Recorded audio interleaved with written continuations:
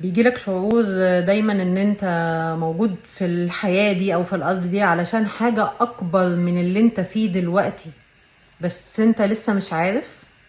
بتحس ان انت عندك رسالة، بس الطريق اللي انت ماشي فيه بتحاول تعمل رسالتك بيكون صعب ومؤلم، لان انت روح ليها رسالة وليها نور وليها هدف. لازم الحياة تمتحنك، لازم تتحط في اختبارات، لازم تتحط في مواقف صعبة علشان تتعلم لازم تعمل ايه ولازم تتغير ازاي ولازم توصل لايه، ولازم تكتشف كل موقف مؤلم صعب حصل لك في حياتك ايه الدرس اللي وراه. انا لازم اتعلم ايه اللي انا محتاجة اعرفه دلوقتي، ايه اللي محتاجة اغيره جوه عشان بره يستقيم.